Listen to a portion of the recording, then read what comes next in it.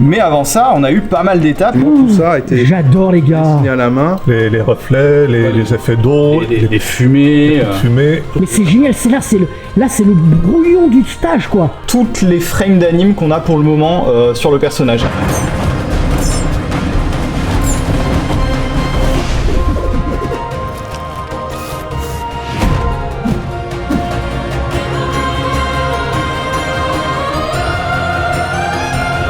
Salut à tous. Salut les gars.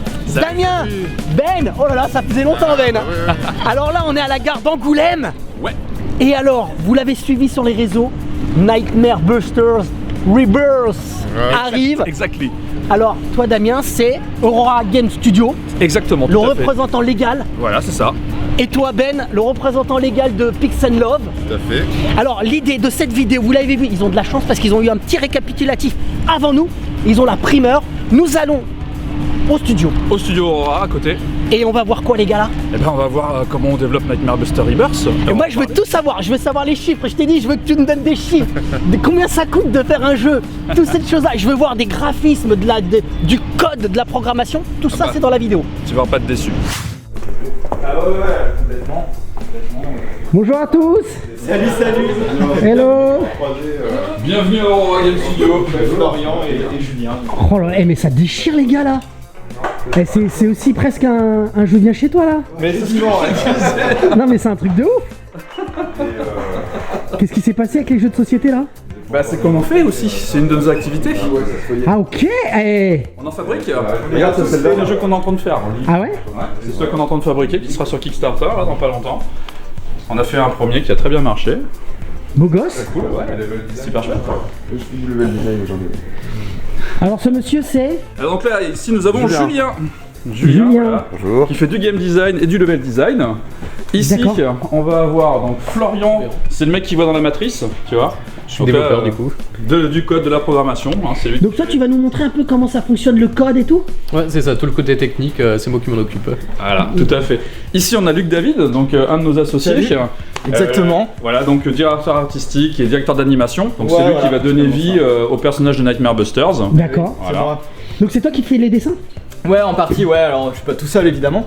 Mais On toute la est, partie on est, sprite, on est 4 graphistes sur le projet, mais ouais, la partie cara design animation, c'est moi qui supervise un petit peu ça, ouais. De ce côté-là, on va avoir Alicia. Hop, donc qui fait de l'animation, du C'est concept ça. art. Là, tu peux voir. Animation, concept art, cara design Ouais, du boss là. et actuellement sur du FX. Et puis ici, on a donc Stéphano, de l'autre côté, qui est notre directeur artistique qui s'occupe des décors. Alors directeur artistique des décors. Ouais, Environnement. Environnement, ouais. D'accord. C'est lui qui fait que la magie opère et prend vie pour que les décors soient bien animés et puis surtout respectueux du matériau d'origine. Ah ouais, magnifique. J'adore, les gars, j'adore. Oh là là.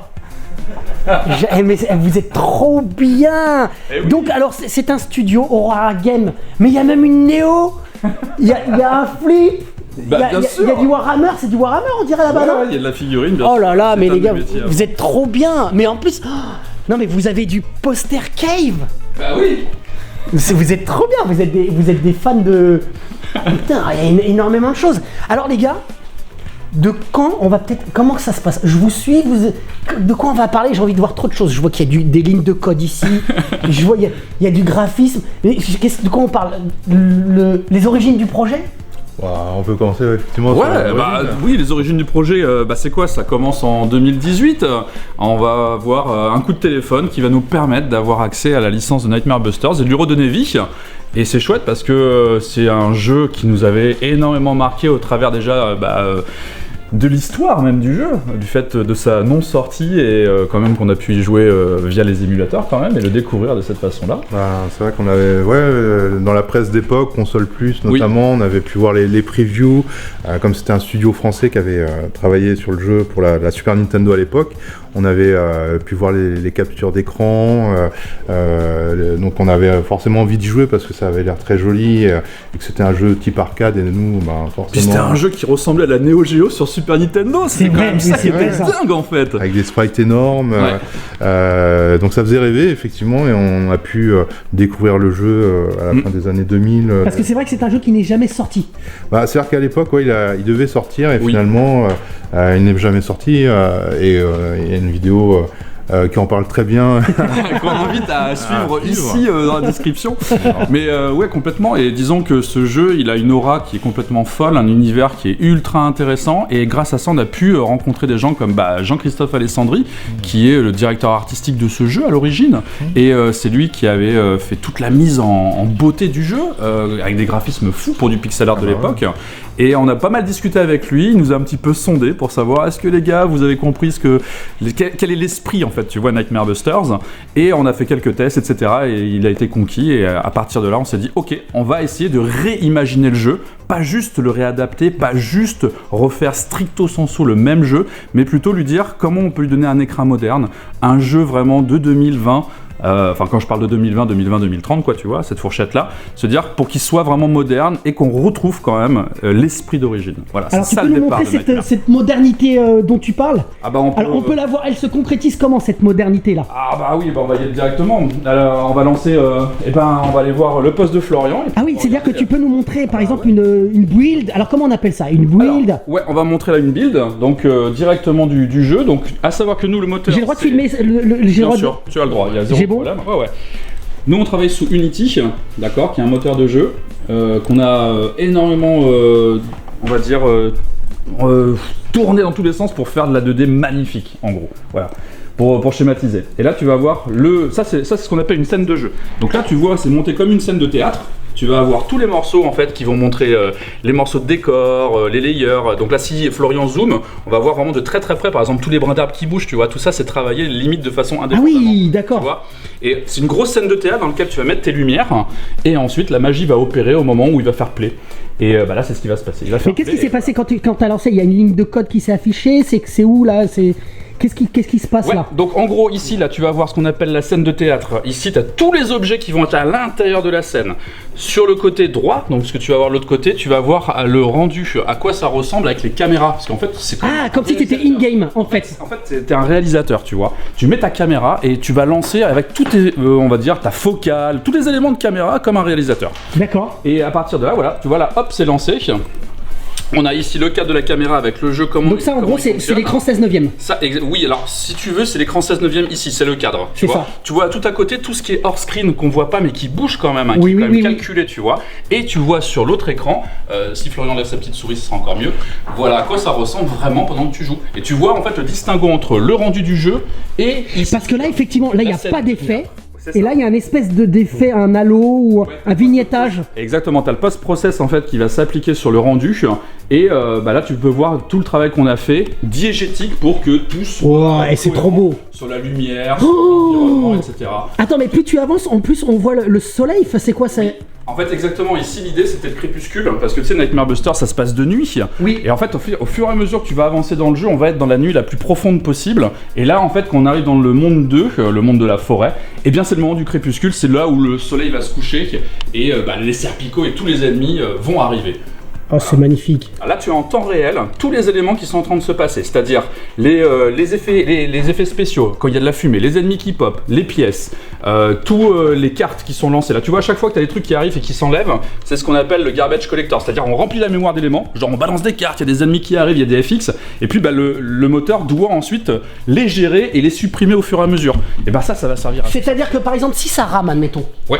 si ton jeu il rame, tu peux savoir à un moment donné s'il y a eu trop d'éléments, tu dis Ouais. ah tiens je vais en enlever un ou deux. Effectivement, t'as des indicateurs avec des Ah, courbes, j'adore. tu vois, qui vont me permettre de savoir où sont les pics de mémoire. Alors là, tac, il y a trop de mémoire qui est utilisée et on va analyser où c'est. On peut bloquer les frames et frame par frame passer et enlever les layers, les éléments, tu vois, de façon indépendante pour voir là où il y a les chutes de FPS. Et tu vois tous les objets. Donc là, par exemple, les pièces, la physique, etc., etc. Je schématise à fond. Hein. Et tu peux analyser point par point là où est-ce que ça va manger trop de mémoire. Mais aujourd'hui il n'y a plus de ralentissement quasiment dans un jeu. Si tu peux en avoir parce qu'en fait souvent Si c'est ta ton code il est mal façon. fait. Voilà, c'est Voilà, ça. c'est En fait ça. si tu optimises, t'auras pas de soucis et après bien sûr c'est aussi ta structure, comment tu penses ton jeu en amont et ça prend du temps. Parce que si tu penses en disant je mets tous les curseurs à fond mais que tu veux le faire tourner sur des consoles qui vont pas avoir la capacité... Tu dois t'adapter à la console. Exactement. Donc résolution, le post-process, qu'est-ce qu'elle est capable de faire. Et d'ailleurs, il va falloir que tu nous expliques tout à l'heure, parce qu'à un moment donné, Ben, tu nous disais, il y a eu l'annonce de la Switch numéro 2. Et ça a changé un petit peu vos plans, ça, les gars. On va dire que c'est quelque chose en plus. Mais c'est positif. Oui. C'est très positif. Ah bah oui. Parce que la Switch 2, on arrive, je dirais, à un moment incroyable. Parce que en plus, là, Nintendo annonce plein de belles choses. Donc on a hâte de voir ce que ça va donner. Et c'est trop beau. Et votre jeu, les gars, mais ça déchire. C'est en tout cas l'objectif, c'est si tu regardes de près, il y a vraiment tout le système de lumière. Par exemple, tu vois la petite flamme. Là, Flynn, le personnage, il est éclairé temps réel.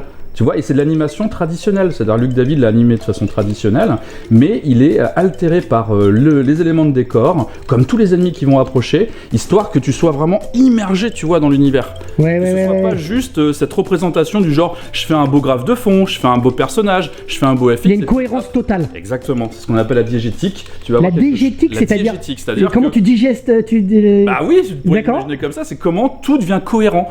Tu vois, ça fait un truc cohérent. Et si t'arrives à rendre ça cohérent, plus ton gameplay cohérent, et bah du coup ça va avoir du sens. Ouais, j'adore. Voilà. Et là on va retrouver. Qu'est-ce qu'il est beau. Bah merci. Là ça va être super intéressant parce que ici on a fait un travail d'adaptation. Par exemple à droite c'est Grosse Bouffe, c'est un ennemi vraiment emblématique de Nightmare Busters. Cette espèce de gros bibendum qui lance des tonneaux quoi. Et bah voilà, ça c'est notre. Bah c'était le premier boss de mémoire. Ouais, alors c'est pas le premier boss, c'est le premier mid-boss si on veut. C'est le premier ennemi un peu cochon. Et là du coup ici tu vois c'est la façon qu'on a eu nous de représenter les cauchemars, comment ils se matérialisent, c'est-à-dire le décor qui se déforme, etc.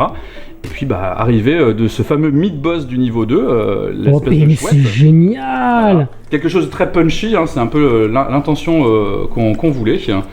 Et voilà, la façon de remoderniser ce combat de boss, par exemple, tu vois. Et donc alors c'est toi qui code, c'est toi qui a dû un petit peu coder le jeu, les difficultés, c'est toi qui leur dis mais tes animations, il y en a pas assez. Est-ce que vous êtes limité en termes d'animation déjà par exemple? Parce que là ça bouge dans tous les sens. Est-ce qu'à un moment donné, tu lui as dit non, tu t'arrêtes là, il y a trop d'animation? Oh non, là... Non? Je me permets, hein, pardon. non, ouais, en termes d'animation, aujourd'hui, on est plus limité, hein. Il n'y a plus de limitation. Ah non, c'est ça. Après, en vrai, les limitations, tu vas les mettre, effectivement, plus sur la charge de travail pour éviter que faire un graphe, ça prenne trop de temps. Oui, tout simplement. voilà. T'as pas envie de passer un an pour faire une animation. Après, c'est super, t'as une animation, t'as pris un an pour la faire, bon, c'est génial. Oui, il y a une rentabilité de projet, quoi. Ouais, c'est ça. Après, la limitation, elle va être sur l'optimisation des assets, tu vois. Parce que, alors là, ça va être un petit peu technique, mais en gros, plus tu vas mettre de frames d'animation, plus tu vas mettre de sprites sur ton perso, plus l'image après que prend ton perso, plus la place que prend ton perso dans la mémoire va être grande. Et donc ça, effectivement, pour optimiser, il faut faire attention à... Et tu peux nous montrer ça, le nombre d'animations? Tu pourrais nous le montrer, ça? Ouais, carrément. Ouais, carrément. Et donc, on disait, en fait, en termes de t'as eu des limitations, t'as des petits soucis en termes de... Il y aura toujours des problèmes d'optimisation parce que tu auras toujours des machines qui tourneront moins bien que d'autres. Donc le but ça va être de faire en sorte que le jeu puisse tourner le mieux possible sur un maximum de machines. D'accord. Et on aura toujours quand même une limite à se dire où est-ce qu'on s'arrête. Ouais, faut pas vouloir trop charger la machine et en gros souvent tu te limites sur la machine la plus basse. De base, ouais. Voilà, là où c'est toujours compliqué, c'est qu'aujourd'hui, tu as quand même maintenant des travails d'optimisation qui sont assez dingues, où tu vois plus trop la différence, et souvent ça va se jouer sur la résolution. Par exemple, quand tu joues sur un jeu Switch, t'as pas besoin d'avoir un truc en 4K de fou, quoi. Et si tu veux économiser énormément de place et de mémoire, eh bien en fait, tu réduis en fait les assets de ton jeu. Donc les assets, c'est ce qu'on appelle les graphismes, les éléments, tu vois, de jeu. Mais est-ce que votre jeu, vous avez prévu peut-être à la base, plus tard, il sera pas en 4K le jeu, en 1080? Oui, c'est pour du 1080p. Et est-ce que plus tard, par exemple, est-ce que les graphismes qui ont été faits sont dans une résolution de base 1080p ou seront peut-être adaptables plus tard? En fait, quand on travaille du matériau d'origine, on le travaille toujours à 2, 3 ou voire 4 fois sa taille. En fait, toujours plus que sa taille. Pourquoi? Parce que ça nous permet, nous, de pouvoir se dire jusqu'où on veut aller dans le degré, dans le détail, et avoir une résolution assez élevée pour pas avoir un rendu pixelisé si on avait besoin, tu vois, de réduire quantité, ouais, d'accord, ok. Donc plus on va avoir une richesse haute, bien sûr ça stocke, hein, c'est beaucoup de place qui est mangée. Bah, par contre, voilà, t'as une Liberté sérénité d'esprit et voilà. une liberté artistique qui te permet d'aller plus loin. Genre par exemple ici, nous on peut faire des zooms énormes dans le jeu grâce à ça. D'accord. Tu vois, on peut zoomer. Tu peux faire des animations, tu Exactement. peux... Là par exemple, Florian, il peut te montrer juste en se mettant dans le truc. Là, s'il zoome, tu vois, tu vas pas voir le pixel avant un petit moment. Et là, Ah oui. tu commences à voir le truc. Et ça, on le peut parce que artistiquement, Lulu, en fait, Luc David l'a déjà designé à une forte résolution en fait. Ce qui fait que plus tard, vous pourrez le remasteriser en 4K, genre de Si on choses. avait besoin, on pourrait. Alors, Ouais, alors où on en est? Alors pour l'animation, il y a plusieurs étapes. Là, j'ouvre un petit peu tout en même temps pour te donner une idée, mais en gros là sur l'écran du dessus, tu vois, c'est quasiment toutes les frames d'anime qu'on a pour le moment sur le personnage. Et sachant que Donc c'est toi qui as dessiné tout ça? Ouais. Et sachant que ces animes sont pas encore toutes faites. C'est ce que je te disais, tu vois, toutes les animes, toutes les frames, il faut qu'elles puissent loger dans ce qu'on appelle un atlas. C'est exactement les mêmes techniques que tu pouvais retrouver sur les vieilles consoles. Hein. D'accord. Et du coup là, voilà, t'as toutes les frames effectivement qui ont été dessinées et qui logent sur un atlas qui est en 8K là. C'est-à-dire c'est une image qui fait 8000 pixels par 8000 pixels. Et concrètement, par exemple, là on voit un personnage. Ouais. Ok. Ouais. Combien de temps pour faire un personnage? Bah c'est dur à dire. En plus là c'est le personnage que tu vas jouer, Flynn. Sachant qu'ensuite il y a Floyd, le deuxième joueur. Donc pour le personnage jouable c'est vraiment beaucoup plus long que tous les autres personnages parce que t'as plein de cas de figure à prendre en compte. Tu peux pas prévoir ce que le joueur va faire. D'accord.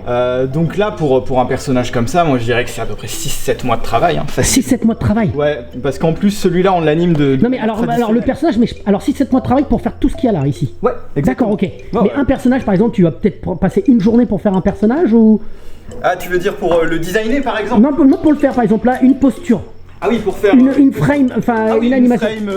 Une animation, bon, ça peut aller, je dirais, les animations les plus simples peuvent aller de une demi-journée à une semaine peut-être pour les plus complexes. Ah ouais. Ouais, ça dépend les animations que tu as, quoi. Il y a des animations vraiment, c'est juste 2-3 frames. Oui, il y en a où tu dois juste bouger le bras. Ouais, voilà, par exemple, tu vois. Tu gardes le corps et c'est juste la main ou le bras qui bouge. Exactement, alors qu'il y en a des plus complexes, genre la course. En plus, la course, on y a passé beaucoup de temps, on a eu beaucoup d'itérations parce que c'est l'animation que tu vas voir le plus. Il faut pas que les joueurs se disent tiens, elle est bizarre la course. Bah, c'est le personnage principal bien, comme tu dis. Alors on peut le voir ici, c'est-à-dire que tu peux nous montrer éventuellement. Ouais, tout à fait. Alors c'est quoi? C'est une table graphique là? C'est une tablette graphique? Ça c'est ma tablette graphique. Donc bon là les animations sont terminées, mais en gros là tu vois c'est quand je travaille, hop je crée une nouvelle image et après je peux dessiner directement par dessus quoi. Voilà. Hop. Donc c'est dessiné comme un vrai dessin, comme tu ferais presque un celluloïd à l'ancienne. Exactement. Là, par exemple, tu vois, je vais te montrer l'animation de course. Voilà. Donc, elle est ici, donc, l'animation de course, dans sa version définitive validée. Voilà ce qu'elle rend. Mais avant ça, on a eu pas mal d'étapes, évidemment, puisqu'on a eu ce qu'on appelle... Alors, il y a combien de personnes... Oui, voilà. Combien de dessins pour faire ce qu'on vient de voir, là? Alors là, on a... il suffit de compter, quoi. 1, 2, 3, 4, 5... 6, 7, 8, 9, 10, 11, 12, 13, 14, 15, 16. Et après, c'est une boucle. Voilà, 16 images pour faire la boucle, et puis après, ça va boucler. Et donc ensuite, enfin plutôt avant, voilà, il y a eu toutes les images de ce que j'appelle le rough, quoi, où je viens, comme à l'ancienne, quoi, comme à l'époque de chez Disney, faire le personnage, mais de manière un peu sale, tu vois. On dirait un douga. Comme au Japon, c'est un peu le dessin, le brouillon là, ce qu'on voit là. Exactement, c'est ça. Alors attends, j'essaie de te le mettre en mode, puisque forcément c'est mes outils de travail, donc voilà, l'opacité, j'avais mis un petit peu de transparence. Hop. Voilà, et à la base... J'adore. Tu vois, ça c'est vraiment la toute première étape préliminaire pour faire l'animation, quoi. C'est ton brouillon, quoi. Ça, c'est pour brouillon. voir si tes étapes d'animation sont fluides. Exactement. D'abord, on fait comme ça parce que moi, j'aime dire quand tu animes, tu ne dessines pas, tu vois. Pour moi, il y a plusieurs étapes en animation. Et quand tu penses au mouvement, faut pas trop que tu te prennes la tête avec les détails de dessin, tu vois, avec la forme du nez, comment sont placés les yeux. Non, d'abord, on pense au mouvement. Donc c'est pour ça que c'est très important de faire un brouillon comme ça. C'est-à-dire que t'es pas dans le design, t'es plus dans le mouvement que dans le rendu final, quoi. Exactement. C'est pour ça que là, tu vois, je fais des patates, quoi, tu vois. Ouais. Je dessine qu'en faisant des patates, mais ça me permet d'aller vite et d'avoir très vite une première sensation de mouvement, quoi. Et une fois que le mouvement me plaît, tu vois, une fois que là, comme ça, tu te dis, ah, c'est bien, là, ça bouge bien, tu vois, c'est dynamique, bah après, tu viens juste redessiner par-dessus. Voilà, c'est ce que j'ai fait. Et après, après, là, par contre, quand je fais ça, je pense vraiment dessin, quoi. Je veux dire, alors attends, là, je respecte le design du personnage. Où sont placés les détails, etc. Mais j'ai juste qu'à me baser sur l'animation qui a été faite. De toute façon, cette animation, elle fonctionnait bien, elle était dynamique. Donc, une fois que tu mets le dessin de par-dessus, il n'y a pas de raison, quoi. Ah, tu vois, là, c'est l'étape. Alors, d'abord, je fais ce qu'on appelle le clean. Donc, je viens mettre les informations pour la ligne, pour qu'on ait une belle ligne, un beau personnage. Ensuite, la couleur. Et la couleur, elle est en plusieurs étapes. Hop, on colore la ligne aussi. Ah oui, tu mets carrément des... Ah oui. Ouais, tout à fait. On essaie d'avoir un rendu qui soit assez poussé, tu vois, qui donne un aspect paint, quoi. Oui. En fait, nous, l'idée, c'était que tu peux arrêter le jeu à n'importe quelle image, t'as l'impression d'avoir un artwork dessiné, quoi. C'était un petit peu la sensation qu'on voulait. Donc du coup, on a des personnages qui sont hyper détaillés au niveau de leur couleur, quoi. Tu vois que si j'enlève la peinture, ça n'a rien à voir, quoi. Oui. Alors que là, tac, si je rajoute la couche, et alors avec aussi le petit reflet dans le chapeau, ça n'a rien à voir. Puis hop, les FX. Donc juste un petit détail sur le fait pour montrer que les pieds vont vite. Tu vois, des petites lignes de vitesse.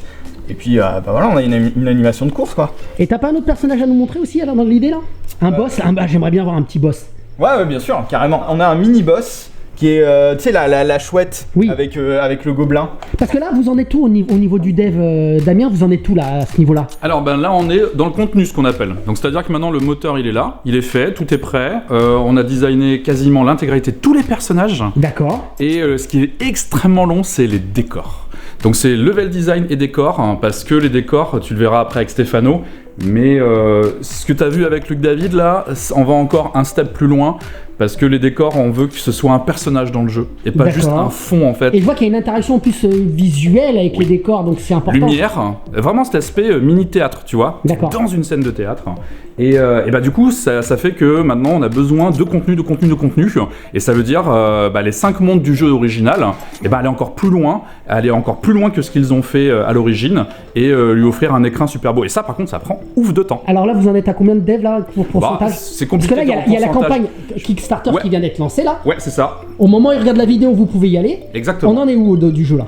Alors au niveau du jeu, on va te dire qu'on est en gros à un bon 50%. D'accord? Autant dans le système, on est quasiment à 90%, autant dans le graphe et dans le contenu, c'est là où on est qu'à 35-40%. Et on a besoin en fait de Kickstarter notamment pour faire ces décors, tu vois. C'est-à-dire que maintenant le jeu, l'écran il est là, mais il faut maintenant mettre des décors, tu vois. Et on va parler tout à l'heure, parce que Ben, je t'ai demandé, et tu me l'as pas dit dans le train, mais je veux savoir combien ça coûte. Et tu m'as dit que vous étiez en capacité de nous dire combien ça coûte. On veut tout savoir. À l'euro près. Alors je serais avec la petite casquette là comme ça. Après, réfléchissez un petit peu les gars si vous avez envie de me le dire, mais... Alors, qu'est-ce qu'on a ici? Alors, montre... Oh là là là là. Voilà, alors celui-là c'est Rodrigue qui l'a fait, il a passé énormément de temps. Non mais il y a carrément les plumes, il y a tout. Non mais c'est pas possible cette histoire-là. Ouais, alors celui-là ça a été un gros défi. Donc c'est la fameuse, c'est la chouette et le petit gobelin qu'on voit dans la forêt. Non mais là l'animation, est-ce que... les gars... Est-ce que j'ai besoin de dire quelque chose? Non mais sérieux les gars, est-ce que c'est rentable en termes de temps? Eh ben, là, tu poses une question ultra intéressante. Parce que, en fait, l'idée, c'est de mettre le focus sur certains éléments. C'est-à-dire que lui, par exemple, il a été fait de façon vraiment traditionnelle dans la démarche. C'est-à-dire chaque frame est dessiné, peinte à la main, d'accord? Mais aujourd'hui, il faut rajouter de la modernité. Et la modernité, ça va être aussi au travers des outils et la façon de fonctionner en termes d'animation. Nous, on travaille avec un outil qui s'appelle Spine, qui est un outil qui permet de faire de la déformation. D'accord, de la déformation, ce qu'on appelle des vertex, je vais pas entrer dans les détails, mais en gros tu prends des points dans une image, tu les déformes et tu vas pouvoir créer un autre style d'animation qu'on appelle l'animation puppet. Alors tu sais, c'est le côté un peu attache parisienne. Mais j'aimais pas ça, oui. Et ça souvent c'est un aspect un peu, je sais pas, on me disait c'était un peu du Java à l'ancienne, on les associait un peu des jeux Java un peu. Ouais, souvent parce que du coup pour garder de la ressource de fou, tu vas juste faire de l'animation un peu comme ça. Tu bouges, voilà. Mais par contre, si tu arrives à bien trixer et utiliser cette animation mélangée avec de l'animation traditionnelle, on peut arriver à des choses beaucoup plus convaincantes où tu pourrais même ne pas savoir que derrière c'était fait en ce qu'on appelle... Et là, c'est le cas, là, par Et exemple. là, c'est le cas. Ouais. Là, par exemple, ici, on a un Serpico qui est un des ennemis de base du jeu, en fait, Ouais. dans la forêt. Ah bah là, c'est le cas. Et là, en fait, ici, Bonjour tout c'est le comme en monde. 3D. C'est-à-dire que là, c'est une typose. C'est-à-dire qu'en gros, tu vas voir ce qu'on appelle des bones, des os, là, qui sont mis, et qui sont attachés au graphe pour pouvoir lui donner, en fait, tout son amplitude de mouvement. D'accord ? À partir de là, nous, comment on travaille, Luc David, il fait des planches où il donne les intentions. C'est-à-dire, par exemple, le personnage, il est en train de lancer une serpe, il est en train de courir, il est en train de faire un truc comme ça, attends, pour regarde. avoir toutes ces Donc là, c'est pas image par image, là, cette fois-ci. Eh ben, à moitié. À moitié. Ah, Là, regarde, par exemple, tu vois ici, on va avoir toutes ces poses qu'on a validées, comme si c'était en traditionnel. On se dit, Oui. bah, on veut qu'il donne un coup comme ça, quand il s'accroche, on veut qu'il ait cette tronche, quand il sort de sol, on veut qu'il ait ça. Et ça, c'est des marqueurs super importants. Et ici, en fait, tu as la recherche d'animation, c'est-à-dire le rythme. Et bien, à partir de là, le travail que vont faire Luc David et Alicia, ça va être de réussir à refaire ces poses-là et faire ce qu'on appelle l'interpolation entre les deux, c'est-à-dire comment il va passer de cette pose-là à cette pose-là, mais comme si c'était en traditionnel, image par image. D'accord. Pas avoir cette espèce de sensation de et là j'ai tout mon bras qui fait ça, mais plutôt avoir ça, ça et ça, tu vois. Ah oui, que ce Et soit donc, limite rythmé. saccadé et que ce Voilà. soit pas un mouvement constant. Voilà. Et ben ça on va pouvoir te le montrer en direct. Ouais. D'accord. Là, tu vois, par exemple, typiquement sur celui-là, sur la marche, je trouve que la marche c'est bien parce qu'on peut la boucler et c'est très parlant. Tu vois, là, c'est la version interpolée. C'est-à-dire, là, je l'ai animé en mode Très marionnette, tu vois, très Exactement. fluide. Là on remarque au niveau des pieds, tu vois que c'est quelque chose. C'est constant, quoi. de- C'est vraiment le mouvement, il est de A à Z, il est suivi, quoi. Ouais, tout à fait. Et là, si tu regardes par rapport en haut, t'as l'impression que lui, il est saccadé. Ouais. Alors que si tu les compares pas, si tu regardes juste lui, tu dis, bah super, là, l'animation est hyper fluide. Mais lui, quand tu le compares, lui, il est 60 images secondes, il fait très fluide. Et forcément, ça crée une dissonance après quand t'intègres ça dans le jeu avec des personnages qui sont comme ça et des personnages qui sont comme ça, c'est très dissonant. Ça dit, t'as quand même le petit détail, tu vois, de Oui, oui, la oui. main qui aide la main pour le coup. Oui, on le de voit. manière On le traditionnelle. voit, oui. Et ensuite, ce qu'on va faire, c'est qu'effectivement, on vient saccader de manière intelligente en sélectionnant les frames qui nous intéressent, c'est-à-dire comment on l'aurait animé de manière traditionnelle. Mais ça, les gars, c'est comme au cinéma, avec les images de synthèse, quand ils sont intégrés avec les humains, ils saccadent volontairement l'image C'est ça. de synthèse pour qu'elle se marie Oui. avec les vrais humains. Bah déjà que ce soit cohérent avec la J'adore. limitation de la caméra Ouais. et avec ce que l'œil peut voir. Ouais, voilà, c'est ça. Donc du coup voilà. Puis on se rapproche d'un dessin animé tel qu'on l'a C'est connu, ça. quoi. Et alors là où c'est très très fort, c'est que là-dedans, du coup, tu peux rajouter des éléments modernes. Par exemple, une imitation. On veut faire des tronches différentes du monstre. On n'a pas le choix, il faut redessiner toutes les animations. Bah ouais. Mais alors avec ça, on a accès à ce que la 3D nous permet de faire, et ce qu'on appelle les skins. C'est-à-dire que là, on peut lui changer des têtes, et des yeux, et des nez, et des serpes à la volée. Ah ouais, tu peux lui Et là, on peut le lui modifier. changer et le modifier. Et là, par exemple, tu vois, on lui change le nez, on lui change la serpe, on lui change les yeux. Et ça, c'est vraiment la puissance du skin. Ce qui veut dire que ça, c'est des informations qui sont envoyées à Florian. Tu vois, là, gros nez, par Ouais. exemple. Là. Et ben ça, c'est envoyé à Florian. Et quand il génère les ennemis à la volée, il lui dit, bah là, ça va être nez aléatoire, avec chapeau aléatoire, avec œil aléatoire et serpe aléatoire. Et, vous donc, pouvez du faire coup, ça va faire une plein d'ennemis. richesse d'ennemis. Ah oui, mais ça, c'est génial, ça. Ouais, parce que souvent, bah, tu sais, quand tu joues à un Street of Rage, bah, le punk, c'est toujours le punk. En Mais fait. oui, Alors que là, t'aurais envie que le punk, il a un gros truc ici, qu'il ait pas la crête, bah là, tu peux le faire, en fait. ça, c'est génial.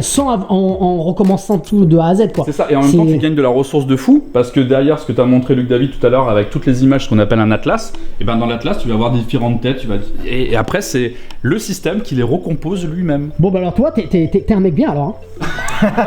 Ouais, merci, j'aime à penser effectivement. Que, non, mais si c'est. on est tous des gens bien, quoi. Et là tu vois, bah, par exemple c'est ici, par exemple sur l'ennemi du Cruchot, tu vois les différentes têtes qu'on propose pour à chaque fois habiller et Ne repenser. pas avoir l'impression d'avoir toujours le même ennemi, Voilà. quoi. Et comme la note d'intention de Chris, donc de Christophe Guiraud qui était le Oui. développeur d'origine, il l'avait écrit dans son dossier là, le dossier. Ah, vous l'avez, ok, oui. Le dossier du j'ai jeu. trouvé la page, ouais. En fait, ce qui est intéressant, c'est qu'il parlait de cet ennemi qui s'appelle le Cruchot, qui est en fait une référence à Louis de Funès. Ouais, Donc le non, on a le sergent Ah, Cruchot, tu sais, c'est pour- des gendarmes. Oui, c'est pour ça que je me disais, mais c'est quoi Voilà. cette tête? Et donc là, t'as Louis de Funès ici, et on a fait le design, on lui a mis un petit képi en conserve de, comme si c'était Ah, un c'est képi. un petit tu hommage, vois. en fait. C'est les easter eggs, les hommages qui, en fait, où on respecte le matériau et la volonté des développeurs, donc à l'occurrence de Chris, qui était, ok, s'il pouvait, je pense qu'il aurait voulu Il faire aurait un fait design- ce un petit design truc. Ah comme bah ça. oui, c'est Et génial, c'est ça. ça en fait Tu vois, qu'on voulait faire. On le voit ici, le nom, Cruchot et tout. Et en fait, ce dossier-là, il il est hyper précieux parce que se baser que sur le jeu, c'est assez compliqué. Là, t'as plein d'intentions, de design, aussi sur le comportement des ennemis et tout. Et on sent que Christophe a pris beaucoup de plaisir à faire. C'est amusé à développer l'univers en fait. Hein. Parce que c'est très marrant. C'est très marrant. Il y a plein de petits détails hyper marrants. Et Cruchot, ça nous a fait trop rire. On s'est dit, faut essayer de caser une référence, quoi, parce que c'est trop marrant. Pas une référence évidente, tu vois. Si les gens la captent pas, c'est pas grave. Mais nous, ça nous fait plaisir de l'avoir casé, quoi. Et ça a été vraiment une partie de tout le travail qu'a fait Luc David et Stéphano à l'origine. C'est l'adaptation. On peut aller le voir, Stéphano, là.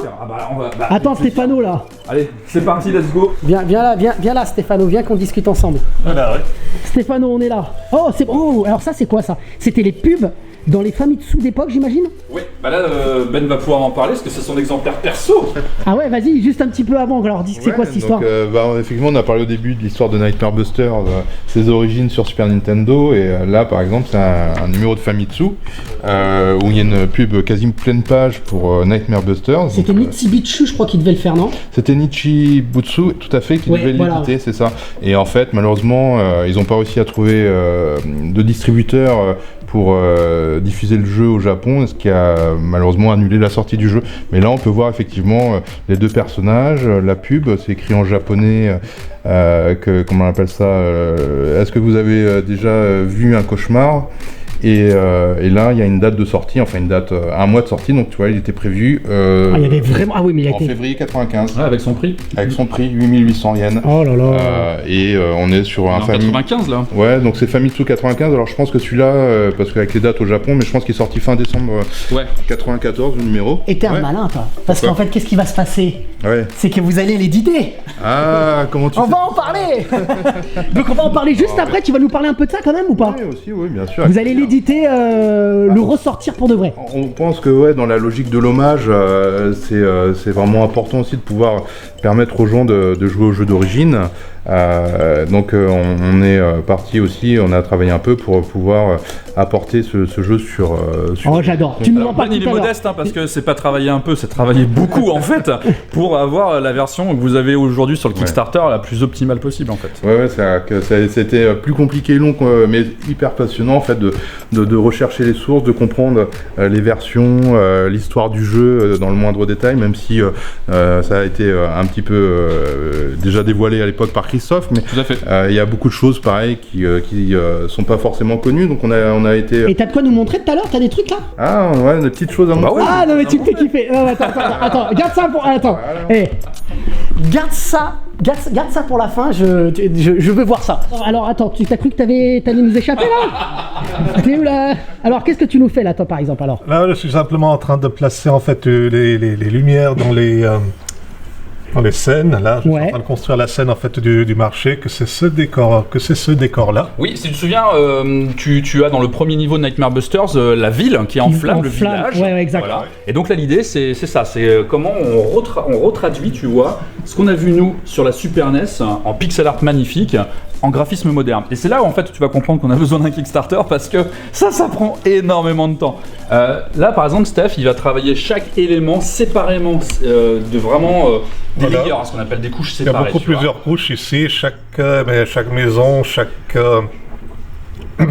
arche, chaque détail a été séparé. Plus l'ambiance derrière. Voilà, ouais. L'ambiance de flamme, de fond, qu'on ressente vraiment que, ok, il y a un truc qui se passe qui est étrange, et plus tu vas avancer dans le jeu, et plus tu dois avoir cette oppression. Et il y aura des bruitages Bien évidemment, avec le travail de bruitage, le travail de FX. En fait, c'est toujours pareil. C'est un peu comme quand tu fais ton shot au cinéma, tu vois, où tu fais juste ton shot pour voir si l'ambiance est là. Tu veux vraiment qu'à la caméra, on ressente tout ça. L'idée que tu avais, L'ambiance que quand tu le regardes, tu dis, oh là, j'y suis, et c'est flippant en fait. Et ben ça, on doit le ressentir ici, et c'est tout le travail de Stéphano de mettre en lumière, sans mauvais jeu de mots, et bien tous ces éléments-là. Voilà, oui. Une fois ce décor qui a été fait, je le passe en fait sous Spine. On lui a appliqué ce qu'on appelle un mesh par-dessus. Donc un mesh, c'est un maillage 3D. Voilà. D'accord. Chaque point en fait a plus ou moins une déformation. Tu peux le déformer aussi. Voilà, que je peux le déformer en fait, avec ça je Oh, j'adore. Ah oui. Le système de parallaxe, en fait. En fait, voilà, c'est ça l'idée. Ah. C'est Pour leur donner un effet de profondeur. C'est juste avoir, voilà, comme disait Steph, Plusieurs des effets de coups, profondeur ouais. pour avoir vraiment quelque chose de waouh, une longueur de champ. Mais là, en ayant cette déformation, tu vas encore plus loin parce que tu peux dire que même un élément qui est près de la caméra, tu peux lui donner aussi une information très importante de son volume. Ouais, tout à fait. Tu vois. Et ben là, on va te montrer in-game ce que ça donne. Aussi, si pour Voilà. Steph, tu peux le lancer. S'il y a Ouais, pas de là, je problème. vais lancer tout ça. Et tu vas voir ce que ça va donner quand tu vas avancer avec ton personnage et que finalement, quand je te dis que le décor est un personnage, c'est qu'il doit interagir avec toi et pas juste être une trame de fond en fait. D'accord. Et nous, on veut aller loin parce qu'on veut que les personnages viennent du fond, du fond pour venir sur le foreground, enfin de derrière, de devant, tout ce genre d'informations. Tu vas voir là, ça va être intéressant de. En plus, à chaque fois, vous pouvez, selon votre tâche, vous pouvez vous lancer in-game en fait. Oui, parce qu'on C'est ça. travaille tout en moteur. C'est-à-dire que directement, Tout en vous pouvez temps être réel. dessus. Voilà, c'est ça. Alors regarde là, hop. Donc voilà, on a appliqué les effets de lumière à tout ça, les reflets, les effets d'eau, Les fumées. petites fumées. Et là, tu vois ces maisons qui se déforment, Ouais. on dirait de la 3D, mais ça n'en est pas en fait. C'est de la belle 2D faite à la main, de façon, une fois de plus. Mais qui est tiré en temps réel, entre guillemets, Voilà, C'est ça, ouais. selon ce que tu lui as demandé comme perspective. Voilà. C'est exactement, ouais. Chaque petit point maintenant est déformé selon la position de la caméra. Et tu peux les afficher, les petits points, pendant que tu joues, pour qu'on ait une idée? Non, tu peux pas. Alors je vais voir se faire ça, on va voir si C'est le mec qui demande des trucs un T'as peu. raison. Parce que regarde, tu vois cette scène de théâtre, c'est ultra intéressant de voir tout en haut le vrai jeu à quoi il ressemble. Bah oui. En fait, ton moteur de jeu, quand tu joues sur ta console, il affiche tous ces éléments à côté. Oui, bah, bien sûr, ouais. Le calcul. Et c'est là souvent où la performance, elle est vachement baissée dans une console si t'as pas bien géré ce qui est en dehors de la caméra. Donc souvent on désaffiche ce qui est en dehors de la caméra. Souvent on Oui, désactive pour les éviter, éléments. pour la mémoire. Pour la mémoire, parce Bah, que bien c'est la sûr. charge de fond. Et souvent maintenant, ce qui est paradoxal, c'est dans les jeux récents, tu peux avoir beaucoup plus d'éléments qui rament parce que souvent on manage pas très bien ce qui est en dehors de la caméra. Oui. Tu vois. Et c'est là la différence entre un jeu vraiment optimisé et pas optimisé. C'est souvent on charge. On charge à mort, on fait pas attention. Et voilà, donc là vraiment on a les points qui apparaissent, que ça c'est les valeurs en fait de combien je veux que ça se déforme par rapport à la position de la caméra. Oh, j'adore. Voilà. Et là, Steph, ça va plus loin, c'est que tu vois sur les côtés, tu as des petits outils. Et cette valeur de déformation, il peut la changer en temps réel pour qu'on ait encore l'effet. Pour aller encore plus loin, si tu veux, vraiment avoir une déformation extrême. Et c'est là où ça prend vachement de temps, c'est de réussir à De bien imaginer le jauger, décor, de bien le jauger et de faire comprendre aux joueurs, aux spectateurs, est-ce que je comprends ce qui est en train de se passer en fait. Ouais, Tu je vois. vois l'idée. Et là, par exemple, si Steph modifie cette valeur, tu vas voir ce qui va se passer, c'est très rigolo. Là j'exagère vraiment la déformation, ce qui fait vraiment des choses très extrêmement, très exagérées. Ah ouais, T'as vu, d'accord. à pas grand chose, tu peux donner. Et ben ça, en fait, quand Ça, on a expérimenté, on a eu des erreurs malencontreuses qui nous ont donné des idées de déformer les choses pour représenter que c'est du cauchemar, tu vois. D'accord. Ah oui, d'accord, bah oui, carrément. Là, tout à l'heure, quand tu as vu le boss qui vole, le hibou, là, le décor il se déforme complètement. C'est une anamorphose en fait. T'as l'impression d'être dans une peinture pour vraiment que le joueur se sente oppressé et se dit ah là c'est bon, on rentre dans un cauchemar en fait. Voilà, comme on voit, c'est vraiment, ça force vraiment beaucoup plus la perspective en exagérant ces valeurs-là. Bon, c'est ce qu'on verra pas dans le jeu. On a... Non, mais... Rassurez-nous. Hein. Non, y a pas de problème, ça va être beau. Ouais, ça va pas être aussi exagéré. Stéphano, rien que pour les maisons, et tous ces éléments-là, je crois qu'il a dessiné plus de 100 éléments de décor, Ah ouais. juste pour un environnement. Hein, Ah, c'est-à-dire tu te rends un morceau du village. Donc imagine-toi, ensuite il y a les éléments en feu du village, machin, etc.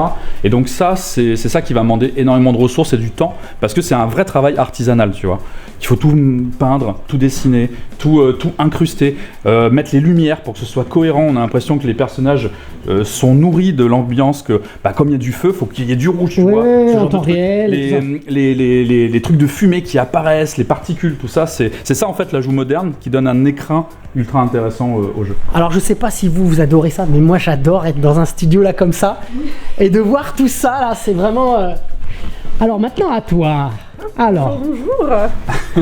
alors quelle est ta tâche? Qu'est-ce que tu fais concrètement qu'on comprenne un petit peu alors? Alors du coup, ma tâche c'est de faire des animations d'ennemis, de FX, etc. Mais actuellement, je suis sur du FX et plus particulièrement du FX de boss. Donc D'accord. du Tabasco en version géante Et donc là actuellement ça va être faire un croquis qui soit dynamique et assez cool pour le boss, pour donner vraiment du punch au personnage. Je sais pas si tu te souviens du premier boss dans le jeu Tabasco, c'est l'espèce de troll qui a deux torches comme ça, exactement, en fait. Voilà. Nous on est très costaud, très musclé. Avec ça, ce truc, et puis il fait des flammes comme ça. Et dans celui-ci, l'idée c'est de se dire Tabasco, on va en faire un boss gigantesque qui va être, tu vois, de cette taille-là.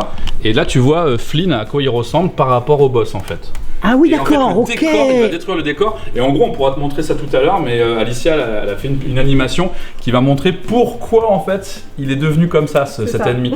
Parce que l'idée, c'est on va pas faire l'ennemi comme ça gratuit en disant il va être gros pour être. Ouais, d'accord, ok. On lui a donné un sens. Et à partir de là, effectivement, on a désigné ses patterns. On va te montrer ensuite tout à l'heure à quoi ça ressemble. Donc vous avez un peu d'animation là de lui, par exemple. Là, parce que tu es en train de faire, en effet, il existe. Là, il est en mode crayonné, on va dire. Là, c'est en mode crayonné, c'est ça, parce que du coup, avant de passer à quelque chose de vraiment def, on est obligé de passer par l'étape de faire plusieurs fois l'animation, voir ce qui sera le plus dynamique en fait pour le personnage. Et du coup, oui, dans le contexte, à la base, ce personnage est beaucoup plus petit. Exactement, c'est tout à fait ça. C'est tout à fait ça. Et l'idée, c'est de, comme le dit Alicia, c'est qu'on itère vachement, c'est-à-dire qu'on a une idée, on la concrétise. Et on regarde si ça marche, parce que des fois ça marche pas et des fois tu perds des choses. Et là on s'est dit, nous on veut que le boss quand il fasse une attaque, c'est vraiment littéralement un tiers voire la moitié de l'écran qui est enfermé dans les flammes. Et c'est ce qu'est en train de faire Alicia, c'est le feedback pour montrer qu'il va tirer un endroit, donc concentration du tir. Ah là c'est la concentration du tir que tu fais. Et après, donc c'est l'animation de la concentration que tu es en train de dessiner. Et là tu à combien d'étapes d'animation là actuellement là actuellement je suis à la début d'étape d'animation, vraiment au tout début où on va vraiment faire le croquis. Et après. Tu l'as pas animé encore, c'est ça, c'est pas animé du tout là. Là j'ai vraiment un tout début d'animation. Ah c'est bien, ah oui quand même. Donc là ça va être la concentration et j'ai déjà du coup une fin d'animation où. Et là t'as toutes tes frames d'animation. Oh là non mais c'est. Et en fait souvent c'est comme ça que tu travailles, c'est-à-dire tu vas travailler en gros ta frame principale et ensuite tu vas avoir l'étape d'anticipation, donc vraiment comprendre en fait qu'est-ce qui est en train de se passer et ensuite l'étape vraiment de la réalisation. Donc là, il est en train de souffler. Et ensuite, tu as encore une autre étape, qui va être souvent une étape où on va se remettre en position, en fait. Actuellement, la démo qu'on peut voir, là, qui est téléchargeable, jouable, à laquelle on peut jouer actuellement, déjà c'est super cool ça. Il y a tout ça, on a rien de tout ça là. Voilà, ça c'est vraiment des éléments que là vous avez en sneak peek. Donc là, on a de ce que vous avez fait, il y a quoi de pourcentage? Tu m'as dit une trentaine de pourcents actuellement. 32% sur l'aspect graphique. Voilà, et donc dans le jeu, la démo qu'on a actuellement, qui est disponible, que vous pouvez aller télécharger là. Ouais, tout à fait. On a combien de pourcents vous montrez combien de pourcents dans la démo? 5%? Ouais, 10%, 5%. C'est vraiment compliqué de donner un pourcentage, mais 5%. C'est vraiment. Tu vois, goûter à quoi ça voilà, c'est ça un peu l'idée. Et surtout, par contre, en termes de gameplay, ça montre vraiment la réactivité, la nervosité, et ça, c'est très important. Boulot, en fait, les gars, si vous voulez avoir du financement, il faut qu'il soit jouable votre jeu. Oui, puis il faut qu'il soit agréable à jouer. Mais c'est ça, tout à fait. Donc voilà. Et on va te montrer le Tabasco, comment il était à l'origine, si tu te souviens, qui était cet ennemi. Voilà. Donc là, on l'a redesigné, donc pareil, tu vois, on peut être comme ça. C'est ça. Et en gros, dans le lore et dans l'univers du jeu, tu le rencontres à l'entrée de la porte de la ville, du village. Et Flynn et Floyd, donc les deux héros vont lui lancer des cartes et c'est là où il va décider de faire une action particulière qu'on va te montrer. Et en gros, ce qu'il va faire, le loulou, c'est qu'il va prendre une potion et il va sortir de l'écran pour devenir gigantesque. Ah, vous avez vraiment réinventé quoi. C'est c'est vraiment le rebirth quoi, tu vois. C'est ça. On l'a repensé, on l'a reimaginé et de se dire on va justifier le fait que maintenant, grâce au tyran qui est l'ennemi principal du jeu, il leur donne des potions, il leur donne des choses qui leur permettent de se transformer dans leur pire des cauchemars, tu vois. Et maintenant Tabasco va devenir ce qu'il voulait, c'est-à-dire un gros dragon qui enflamme et qui embrase l'écran. Mais c'est génial, c'est génial. Et ça, pour le moment, à ce stade, on n'a pas d'animation de lui. Alors, ce qu'on peut te montrer, c'est qu'on peut aller voir Florian et on va te montrer en gameplay comment on fait pour travailler un boss en cours. Ouais, j'adore. Vous avez même un PVM, les mecs? Bien sûr. Non mais sérieux, oh là là. Alors ça tu vois, ça c'est intéressant de te montrer ça. Ça c'est les éléments qu'on fabrique pour les goodies, pour les backers, ce genre de choses. D'accord, Ça c'est un j'adore. prototype.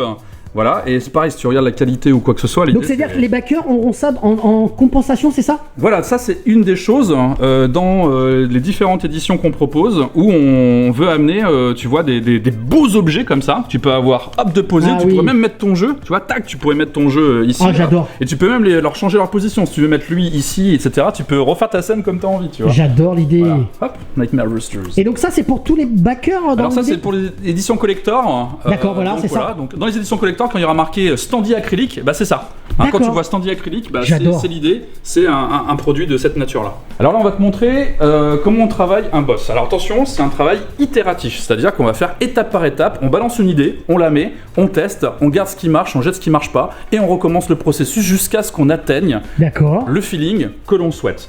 Et là par exemple ici, l'idée de ce boss-là, c'est qu'on arrive à la porte du château, quoi, et tu vois le boss, alors là tu peux le voir ici sur le gros écran. Ah oui, ah oui. Et là il arrive, et c'est maintenant en fait qu'on peut l'affronter. Alors je crois que Florian, t'es en free aspect, t'es pas en 16.9, si t'es en 16.9 Je suis en 16.9. Ok, d'accord. Et voilà, et donc là tu vois l'idée, c'est Fling est tout petit, et tu vois le boss, on fait pas encore ces grosses animations, mais c'est jouable. D'où ce que tu me parlais tout à l'heure d'avoir des grosses, enfin des dessins voilà. Très détaillés comme ça. Ah ouais, vous l'avez réduit à mort là les gars. Ah ouais, c'est ça. Là tu vois, en fait l'idée c'est que pour l'instant on n'a pas fait ces animations parce qu'on teste les éléments de gameplay et de se dire est-ce que quand il va taper, quand il va faire, là tu vois il a fait sa grosse attaque de flamme, est-ce que ça fait peur, est-ce que on a le bon feeling, est-ce que tout ce genre de choses fonctionne. Et on va aller encore plus loin dans ce boss là, tu vois. C'est que là par exemple tu vois là hop, boum, gros zoom. Là normalement c'est ici où il fait le truc, tu sais, où il va boire sa potion, machin, il va s'envoler. On aura un gros truck out, donc la caméra qui dézoome à fond, et paf, le boss va arriver de cette façon-là. On lance le truc du versus, qui est vraiment quelque chose. Alors là, bien sûr, c'est pas la bonne tête, hein, mais qui est vraiment quelque chose d'emblématique. Ah, ce sera pas la même tête qui s'affiche. Là, c'est vraiment que du brouillon là. Exactement. Et là, tu vois, il a ses impacts, il prend ses coups, etc. Et voilà. Mais rien n'est définitif là dans ce qu'on voit là. Rien n'est définitif. Là c'est vraiment on va le travailler, le retravailler jusqu'à obtenir ce que l'on souhaite. Et toi, on t'a pas vu encore depuis tout à l'heure? Dis-moi là. Tu t'es caché? Oui, je me cache. Tu crois qu'on te voyait pas? Alors qu'est-ce que tu fais? Alors je vois que c'est du level design là, non? Voilà, exactement, c'est du level design. Alors là j'éprouve un peu le système du level design. Ici on peut créer des éléments comme ça qu'on va pouvoir en fait récupérer en level design à côté. D'accord. Sur Unity. Et là...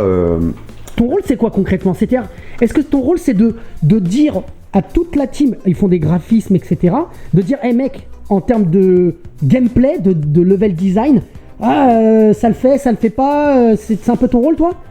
Moi mon rôle c'est vraiment de travailler le game feel en fait. D'accord. Là c'est ce que je fais aujourd'hui, par exemple s'il y a des sauts qui sont impossibles ou s'il y a des personnages qui vont poser des problèmes, je vais essayer d'éprouver un peu tout ça. C'est ce que je fais aujourd'hui. Donc tu vas jouer, rejouer. Voilà, c'est ça. Je vais tester des choses, tester des sauts, des petites choses, où on s'accroche, etc. Ce genre de choses. Oui, souvent c'est un travail qui va demander d'être on va dire en trio, voire à 4, en quatuor, avec ok, Florian il définit les règles, par exemple les règles du saut, les règles de la glissade, etc. Nous on va être là avec Louis David à définir l'intention en disant alors attention dans ce niveau là on doit pouvoir faire ci, on doit pouvoir faire ça. Et ensuite Julien, son rôle c'est ok, comment je transforme maintenant les idées qui ont été énoncées, moi comment je mets le game feel et comment je prends les règles de Florian pour que maintenant on ait quelque chose qui va être cohérent, qui va fonctionner.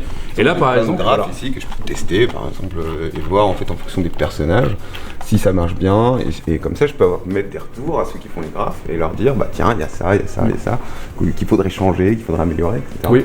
Et nous on travaille donc sous ce soft là en fait qui va ensuite nous balancer ce qu'on appelle des SVG, c'est un format d'image. Donc ça c'est un logiciel ça. Voilà, ça c'est un logiciel extérieur et on balance en fait tu vois tous ces lignes etc, c'est des règles de game design. On dirait un peu comme un Kikakusho Ben, non? Ouais, tout à fait, ouais. C'est un peu quadrillé à l'ancienne comme au Japon. C'est ça. Bah, souvent c'est dans les meilleurs pots, les meilleures recettes, donc on réexploite ça, mais comme on te l'a expliqué tout à l'heure sur l'animation, et ben c'est de moderniser ça aujourd'hui avec les outils qu'on a. D'accord. Et donc hop, on rebalance ça là-dedans, et là ce qui est génial c'est qu'on a les outils avec les caméras, et Julien il peut tout retoucher. Et à la fin, là par exemple, là Julien il fait de l'expérimentation de game feel. Après on peut avoir des niveaux, bah d'ailleurs Julien je pense que tu peux en ouvrir un en grey block, ce qu'on appelle en grey block, c'est-à-dire on prend une intention et on va tester, voir si ça fonctionne avant de faire du graphe. Parce que tu as vu que le graphe c'est super coûteux, ça prend vachement de temps. Donc avant qu'on se lance dans une séquence de on va faire plein de graphes à fond les ballons, et ben là d'abord on fait un niveau et on va tester, voir si ça fonctionne comme on le souhaite. Mais comment tu le testes? Tu le testes vraiment avec le personnage? C'est simple, là on fait play et on le teste. Ah ouais, carrément, c'est vraiment... C'est aussi simple que ça. Alors il est pas éclairé mais nous on s'en fiche. Oui, on s'en fiche, ok. Voilà. Mais à partir de là... Bon là on voit qu'on peut pas passer. Voilà, et donc à partir de là, on a nos règles. Et là par exemple, alors je sais pas si tu tombes, si ça te fait mourir là. Mais là, hop, tu vois, t'as la règle de la mort, comment ça fonctionne. D'accord. Tout est déjà là en fait. Et nous, ça nous offre du temps de fou quoi, pour pouvoir ensuite avancer sur tout. Mais c'est génial, c'est le brouillon du stage quoi. Ouais, c'est ça. C'est-à-dire que t'as le stage comme. Alors là, je dis une bêtise. Là, on voit que c'est des escaliers, mais là, ce sera peut-être un peu plus. Exactement. Par exemple, tu vois la règle. Là, tu vois cette petite ligne rouge. Ça, c'est une règle qui dit que si Julien il avance dessus, et ben c'est un élément. Donc derrière, on dessinera des beaux escaliers, nanani, nanana, et t'auras pas la sensation d'avoir un pied dans le vide. Bien voilà, c'est ça. Tu seras habillé avec le graphe. Tu vois, c'est là où je parle sans arrêt de petit théâtre. Parce que c'est clairement ça, tu vois. Pour l'instant, il n'y a pas encore les règles définies. Par exemple, tu vois, la caméra, elle suit pas bien Flynn. Mais ça va être fait après. Il faut déjà qu'on ait la sensation. Là, par exemple, on testait un environnement ultra confiné. Si on sentait limité dans ses sauts, machin, pour voir si ça marche. Si c'est fun. C'est agréable. Si l'idée n'est pas bien, on la dégage. Souvent, on a appris avec les années, nous, Ben, qui faisons un peu de l'histoire du jeu vidéo, c'est que souvent, les gens qui programment un jeu, ils y jouent tellement souvent qu'en fait ils n'ont plus du tout de recul, c'est-à-dire que déjà le jeu il devient facile. Bien sûr. On sait qu'il y a plein de jeux comme Toki notamment qui sont devenus durs parce que le programmeur à force, en fait c'était trop facile, il dit attends c'est trop facile, je vais le durcir le jeu. Est-ce que vous faites venir des gens, des gens pour avoir leur feedback? Vous en êtes à ce stade-là de location test en studio?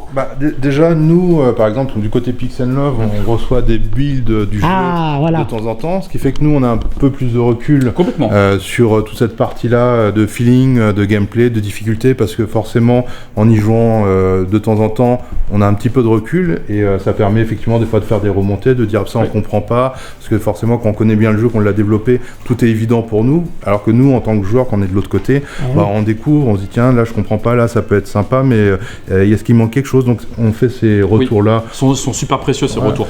Régulièrement, on a vraiment de nombreux échanges, ça a permis d'apporter plein de petites idées.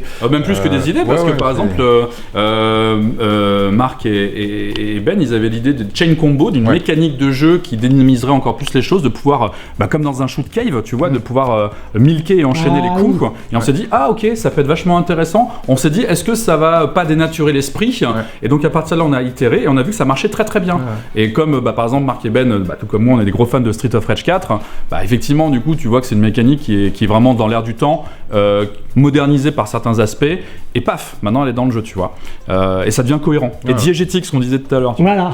Donc voilà, il y a effectivement toute cette partie là qui est importante, et puis là on arrive à un moment où effectivement comme tu peux voir il y a un niveau qui est déjà jouable et avec énormément de fonctionnalités, et là on commence aussi à ouvrir à d'autres personnes pour avoir des retours, des gens qui sont fans du jeu d'origine, des gens qui sont fans du genre, pour avoir un peu un éventail. D'où le fait qu'actuellement il y a une démo jouable aussi, parce que vous allez avoir aussi des feedbacks. La remontée d'informations. Parce que là le but c'est là il y a un Kickstarter là, donc c'est pour financer. Est-ce qu'on peut parler un peu maintenant d'argent là? On a fait un peu le tour là. Et parler un peu de la version Super Nintendo. Allez. Combien ça coûte concrètement? Vous avez besoin de non mais moi mais c'est en fait ça, je vous le dis honnêtement, ce genre de vidéo là qu'on filme. Alors là c'est une vidéo sponsorisée en partenariat avec vous, c'est cool, ça me fait une vidéo sponsorisée. C'est la réelle première vidéo que je fais sponsor, tu vois. Tout travail mérite ça. Et j'adore faire des sponsors de ce genre-là. Voilà. Moi, c'est ça que je voulais faire. J'ai pas fait du NordVPN, j'ai pas fait ce genre de vidéo, parce que c'est ce genre de vidéo, si je dois faire des sponsors, c'est ce qui me plaît, c'est voir des choses en plus qu'on ne voit pas. Mais il y a plein de styles. Bon, combien vous avez besoin en fait de financement, les gars? Il vous faut combien coûte un jeu comme ça là? J'ai dit combien ça coûte, il me dit oui. Plusieurs centaines de milliers d'euros, c'est-à-dire qu'au départ, forcément c'est la base, quoi, la partie financière. Sans argent, tu peux malheureusement pas développer grand-chose. Donc au départ, tu pars sur un concept, une idée du jeu, une fourchette, un budget global pour la partie développement. Et tu vas faire une tranche verticale. La tranche verticale, c'est le morceau du jeu qui va te le pousser le plus à fond possible pour dire maintenant je sais combien ça prend de temps de faire des décors, je sais combien ça a pris de temps en heures et en hommes. Et à partir de là, tu vas mettre ça dans une grille et tu vas dire voilà, si on garde la qualité de la tranche verticale qu'on s'est fixée, voilà le prix qu'il a. Et là maintenant, il a fallu le faire de son entrée de jeu. Et nous, quand on l'a fait, on s'est dit il faut clairement qu'on ait un budget aux alentours de voilà, 400, 500 000 euros pour pouvoir faire cette tranche verticale, tu vois. Et après, ça va se jauger, et comme le disait Ben, des fois de centaines de milliers d'euros, de 50 000 euros plus haut, 50 000 euros plus bas, et on va jauger tout ça en fonction de ce qu'on veut rajouter. Par exemple, tu veux rajouter des animations, et du coup, qui n'étaient pas prévues, boum, tu allonges le budget. Pour le budget musique, pour le budget... Et en fait, tu vas faire ça sans arrêt avec des allers-retours. Donc, ce qui fait que nous, aujourd'hui, on a une fourchette, voilà, comme le disait Ben, de plusieurs centaines de milliers d'euros pour faire ça. Donc, on est entre 4 et 500 000 euros aujourd'hui, ce qui est estimation. Ouais. En fait, au tout début, on était parti un peu sur une fourchette, je crois, avant qu'il y ait la tranche verticale, parce que tu te fais quand même un budget, je crois, de 300 000 euros. Exactement, c'était 300 000, oui. Et après, avec la tranche verticale, là, les développeurs aussi se font plaisir, ils poussent un peu les curseurs pour voir, tester des techniques de lumière, par exemple, comme tu as pu voir, d'animation. Et c'est à partir de là, effectivement, que tu peux voir où tu peux aller avec ton budget, ou soit si tu veux atteindre ce niveau de qualité-là, quel budget il te faut. Donc là, nous, on s'est plutôt parti, on s'est dit, waouh, ça rend vraiment bien. C'est vraiment ce qu'il faut pour le jeu, pour le mettre au goût du jour, au niveau de qualité qu'il a pu être quand il était en 2D pixel art sur Super Nintendo. Il faut qu'on lui donne à peu près ce même niveau en 2D aujourd'hui. Et donc, effectivement, ça fait augmenter la fourchette dans les 500 000 euros, juste pour la partie, on va dire, développement et tout ce qui tourne autour du développement. Ouais. Donc de fait, vous êtes déjà à quelques centaines de milliers d'euros sans avoir touché un euro. C'est ça. C'est ça. Ah oui. T'as bien calculé. La vie du développement. Nous, on a effectivement dû financer avec Aurora tout ce qui a été développé jusqu'à maintenant, sans financement participatif, tout ça. Tout en fonds propres. Ouais, en fonds propres. On a eu des aides de la région, quand même, la région Nouvelle-Aquitaine. Alors ça, c'est cool quand on est en Charente, tu vois, sur Angoulême, parce qu'on a accès... Alors, il y a que 2 endroits en France où tu as ça, en gros, globalement. Les Hauts-de-France, tu vois, Roubaix, tout ça. Et puis en Charente, où tu as accès à de la région, qui peut, s'il croit en ton projet, mettre de l'argent pour aider le développement et l'écosystème, tu vois, de la région. Et ça, ils ont aidé. Et ils ont mis 100 000 euros pour pouvoir nous aider. Et ça, c'est incroyable parce que ça nous permettait aussi d'aller beaucoup plus loin avec la démonstration. Ah bah oui, comme ça, vous arrivez déjà en mode... Voilà, on a déjà, tu vois, ça, et c'est comme un Kickstarter, en gros, globalement. C'est la région qui croit au projet et qui investit de sa poche. Et ça, c'est vraiment chouette d'être soutenu comme ça. Parce que ça veut dire qu'ils croient en la qualité du projet et qu'ils se disent que ça représente aussi les savoir-faire. Parce que l'enjeu... au moins, c'est ici aussi. Bah oui, c'est ça. C'est local. C'est local, on embauche des gens en local, tu vois, c'est vachement important pour l'écosystème. Et ça, pour nous, ça nous tient à cœur. Et c'est pour ça qu'on parle d'une fourchette où on peut pas être très précis, parce que Kickstarter va nous permettre de dire, ok, si on arrive à avoir tant de montants d'argent, encore plus, tout ça c'est injecté dans le jeu. Et ce qui veut dire, peut-être que tel boss, si vous mettez encore plus d'argent et qu'on peut aller sur ce qu'on appelle des stretch goals, c'est-à-dire débloquer des paliers. Allez faire ça. Voilà. Et là, maintenant, il y aura ça de plus dans le niveau, tu vois. Ah ouais. Mais ça, c'est souvent votre bon vouloir, les amis. Ouais, et puis il y a toute la partie démo aussi qui est, comme on expliquait, les retours des joueurs, là, d'un nombre beaucoup plus important, va être hyper importante pour affiner les réglages, pour rendre le jeu de plus en plus passionnant et assurer un jeu avec une replay-value hyper importante, qu'on puisse y jouer des semaines, des mois, un jeu qui va, on espère, durer plusieurs années pour les joueurs. C'est l'installer. Et comme le dit Ben, là c'est une super transition qui vient de faire, c'est qu'on n'a pas parlé du système de jeu, mais Nightmare Busters, on l'a modernisé, on l'a rendu 2025 en fait, par son moteur de jeu. Pourquoi ? Parce que Nightmare Busters à l'époque c'était vraiment un run and gun classique, je passe du monde 1, j'affronte le boss, je arrive au monde 2, etc. etc. Nous on a voulu dynamiser ça et rendre le jeu plus moderne dans son approche, et pas juste refaire une refonte graphique et une refonte juste du système de jeu. Non, on est allé chercher à le moderniser en disant maintenant quand tu joues à Nightmare Busters, tu vas être sur une world map, tu vas passer sur cette map, tu vas aller dans des niveaux, tu vas pouvoir les rejouer pour améliorer ton score, t'as un système de scoring, tu vois, tu vas récupérer des loots pour crafter tes armes et donner une dimension moderne au jeu et lui offrir également une dimension où tu peux le speedrunner, tout ce genre de choses qui sont des marqueurs importants aujourd'hui. L'idée, c'est effectivement le jeu Nightmare Buster original se suffit à lui-même en tant que jeu. Donc l'idée, c'est pas... Ouais, pourquoi arriver si tu fais la même chose ? Voilà, si c'est juste pour une skin graphique en HD, ça a un intérêt très limité. C'est pas nul, mais c'est très limité. Et c'est vrai que l'idée, c'est d'avoir quelque chose qui soit moderne graphiquement et dans le gameplay. Et notamment dans les choix qui ont été faits dès le début, c'était de supprimer le système de points pour le score, qui est un système assez arcade. Outdated, c'est un peu vieux quoi. Et oui, aujourd'hui, ça n'a pas forcément un intérêt. Il y a plein de jeux d'arcade où il y a des scores et finalement tu t'aperçois que c'est pas ça. Oui, c'est plus ce qu'on recherche aujourd'hui, plus trop. Oui. Et aujourd'hui, effectivement, sur la partie scoring, on a changé, on a effectivement apporté le système de combo, il y a le système de notes qu'ils ont mis en place, qui va être en fonction de plusieurs éléments. Un peu comme Bayonetta. Ouais, combien de temps t'as passé à faire ton niveau, combien t'as tué d'ennemis, combien tu t'es pris de coups, combien t'as utilisé de super attaque, et hop, tout ça, ça va donner ta note de fin. Un débrief un peu de ton gameplay, de ce que t'as fait. C'est ça. C'est vrai que c'est plus intéressant pour plein de choses au niveau de la progression, au niveau du sens, c'est-à-dire qu'une note, c'est tout de suite clair, alors qu'un score, finalement, si t'as pas d'éléments de comparaison, tu sais pas ce que ça. Oui, c'est vous qui déterminez la note. Et pour refaire encore une autre transition, parce qu'on a des choses à dire. Mais j'ai une autre transition que j'ai envie de faire, moi. Parce que il y a des choses que je veux. Non, vas-y, il y a des choses que j'ai envie de parler. Tu te souviens dans Nightmare Busters, t'as un passage qui est ce niveau 3, dans la grotte, où à un moment, t'as cette partie où il chute. Il chute, et puis. Et là, il balance des cartes, il y a des pics un peu partout. Vous avez fait quelque chose déjà sur ce stage-là? Exactement. En fait, on va te montrer ça, on va aller voir Florian, qui va nous charger ce niveau-là. Voilà, donc là, l'idée, c'est qu'on est toujours dans le niveau de la forêt, d'accord? Un monde, aujourd'hui, c'est pas qu'un niveau, c'est un biome, ce qu'on appelle. C'est-à-dire qu'on va parcourir différents environnements dans la forêt. Et là, on arrive au moment où tu vas voir le passage shoot'em up, tu vas voir ce qui va se passer. Hop! Oh, c'est trop beau! Et hop, il sort son petit module, et là, du coup, t'as un gameplay shoot'em up. Oh là là, c'est trop beau ça! Alors qui est coupé, je sais pas pourquoi, on regardera ça après. Et après tu vois, tu arrives, on va te montrer la transition, c'est quand même intéressant. Et là tu arrives dans l'endroit du village des... ça c'est pas dans la démo ça. Alors c'est pas dans la démo qui est téléchargeable. Ceci étant, une des petites choses qu'on veut faire pendant la campagne et pour dynamiser, c'est de proposer un moment un élément jouable de shoot'em up. Mais là c'est trop beau les mecs, voilà. Franchement votre jeu les gars il est... Et c'est là où on va rencontrer en fait l'environnement. Là tu vois l'environnement. Les plans différentiels et tout, non mais c'est là où on va arriver à Matugaru, donc l'espèce de loup-garou là, gigantesque, etc. Donc qui n'est pas encore dessiné à ce jour. Alors il y a le design qui a été fait, Luc David pourra te le montrer, qui nécessite ensuite d'être animé, etc. Mais qui n'est pas encore fait. Ce à quoi je voulais qu'on parle les gars, c'est qu'il va y avoir une jaquette. Ah oui. Ouais. Parce qu'il va être en démat, mais il va être aussi en physique. Notamment Pixel Love va le distribuer. Bien sûr, on va l'éditer et le distribuer parce que on est attaché au support physique.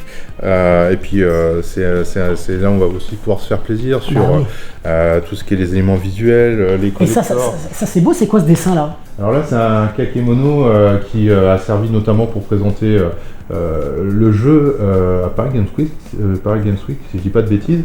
Et ça a été réalisé par Luc David. Et c'est très beau. On peut voir justement Matugaru, tu vois, qui est dessiné juste. Ah oui, c'est exactement celui qu'en plus qu'on a vu. C'est ça. Tiens, regarde, on va te montrer avec quelques ennemis cette partie shoot'em up là, tu vois. Ce que ça donne. Les shoot'em up dans le jeu seront que en tombant, tu vois. Donc il balance ton module en fait tourne autour de toi. Tu peux appuyer sur un bouton pour loquer. Regarde, les ennemis ils arrivent au fond d'écran comme ça. Tu peux péter. Mais c'est trop beau les mecs. Voilà. Non mais la perspective en fait, cet effet de parallaxe en plus derrière. Tu vois, c'est ce que je te disais pour les décors. Ouais, c'est déformé. C'est déformé. Là, t'as vraiment cette sensation que la falaise elle est gigantesque. Mais en oui. fait. Et voilà. Et donc ça, c'est vraiment une partie ultra kiffante de pouvoir ajouter des éléments de jeu comme ça. Alors Flynn peut aussi tirer avec sa carte parce que tu vois, il a des positions en fait. Et le jeu va lui. Alors on mettra des petites flèches pour dire attention, des ennemis arrivent par en haut, par en bas. Ouais. Et il va se mettre en posture et tu pourras utiliser soit ton arme de poker pour tirer n'importe où, soit tu peux tirer dans un sens. Tu vois, par exemple là, boum, ça tire sur le. Voilà, il s'est pris des coups. et donc ça, c'est ultra intéressant de rajouter tout ce genre de trucs. Alors là, par exemple, tu vois, c'est un ennemi qui est en cours de design. C'est-à-dire que pour l'instant, on a mis une maison.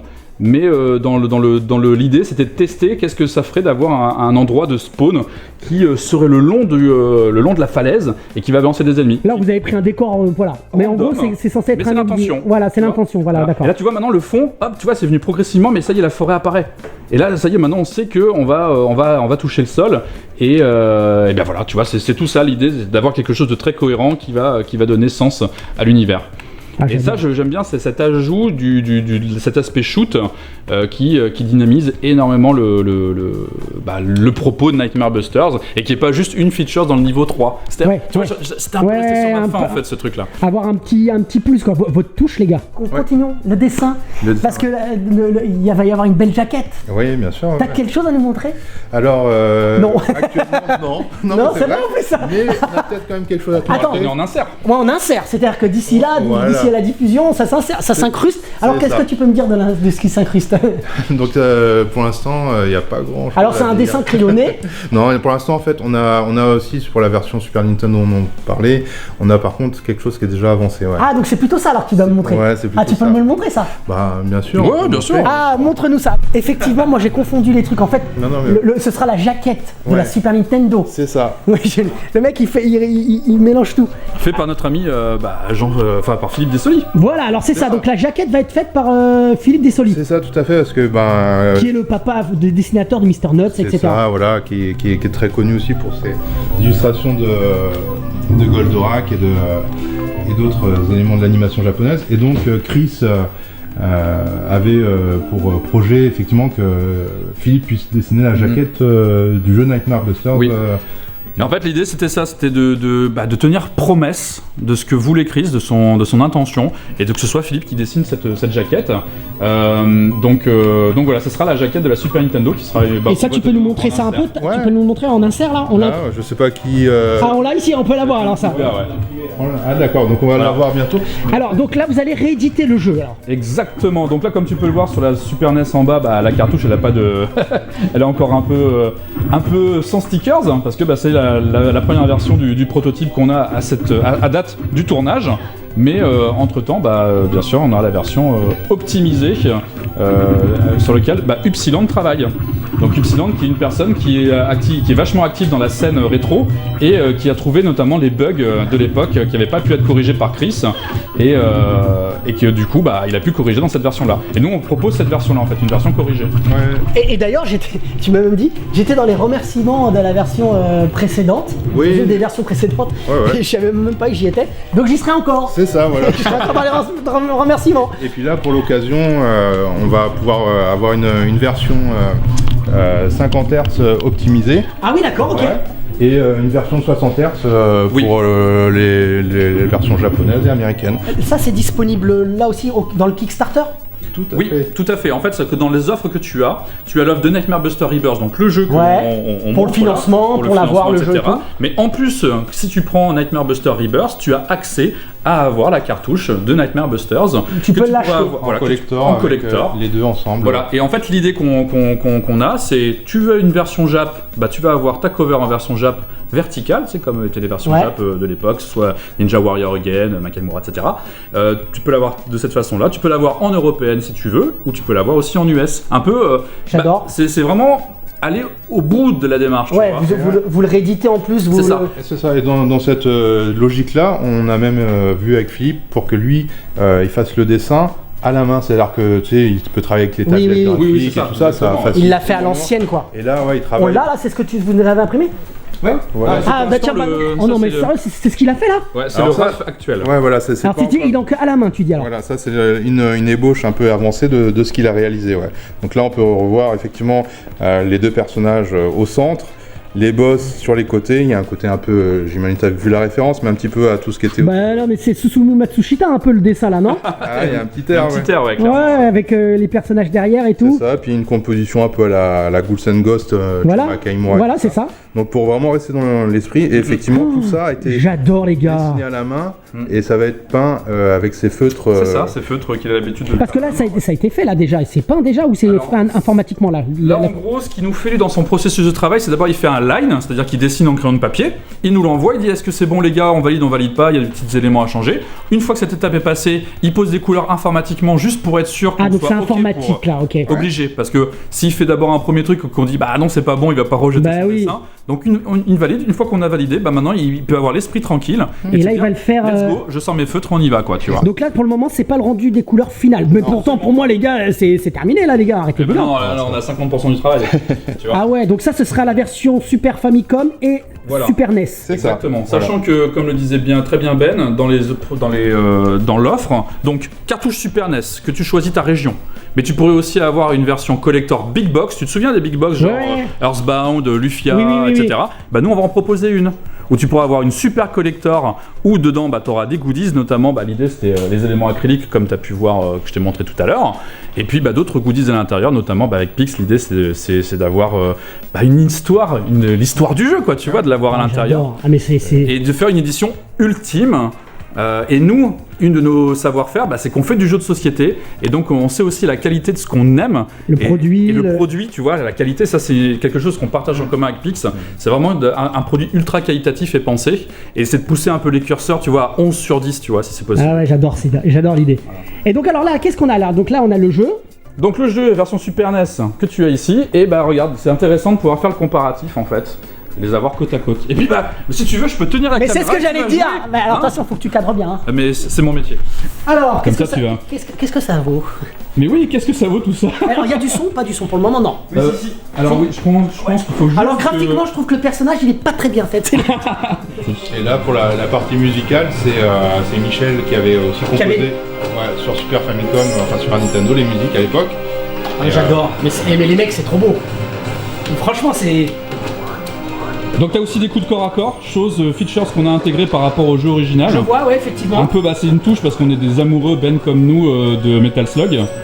Tu as ta deuxième touche qui va être l'équivalent de rond sur PlayStation pour pouvoir utiliser ton arme secondaire en fait. Voilà. T'as aussi les super attaques qui sont là, c'est l'équivalent de la touche triangle que tu pourras utiliser maintenant, voilà. Tu vois les FX à la main en fait. Les bongos à l'ancienne, tu vois. Et cet environnement, tu vois, regarde, t'as l'impression d'être dans une forêt, non? Ah ouais, j'adore. Et c'est pas possible de faire un double saut? J'aimerais bien avoir un double saut. Alors là, tu parles d'un truc ultra intéressant. Mais là, j'ai envie de faire un double saut, les gars. Utilise ta gâchette, la gâchette R1, l'équivalent de R1 en fait. Et normalement, sur cette gâchette-là, tu dois pouvoir faire une glissade. Ouais. Et tu vois l'idée? C'est un peu comme dans Mario Wonders avec ces espèces de...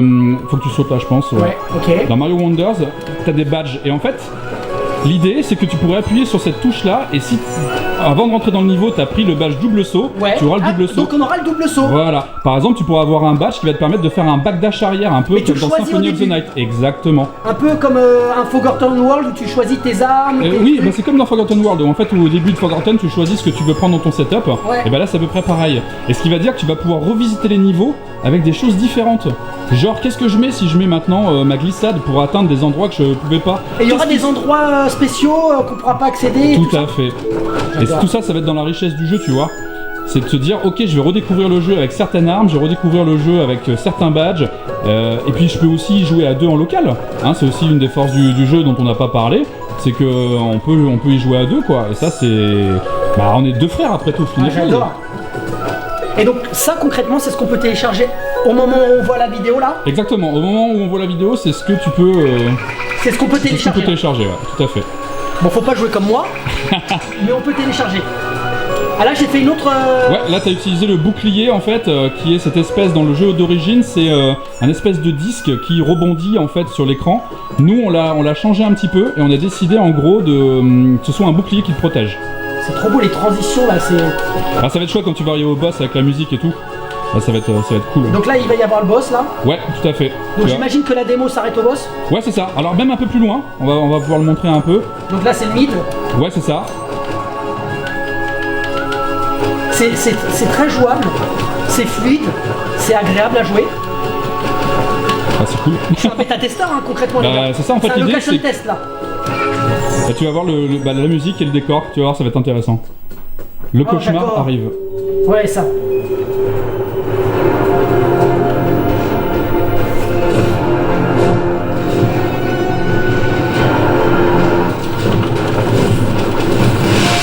Alors ton arme secondaire est vachement bien, donc l'équivalent du bouton rond, qui va te permettre de tirer tes autres cartes. Comme celle-ci là? Voilà, ça te permet de pouvoir le toucher. Aïe aïe, malheureusement je crois que tu es décédé. Je suis mauvais. T'es mouru. Non mais les gars, magnifique. Alors qu'est-ce qu'on aurait à voir là?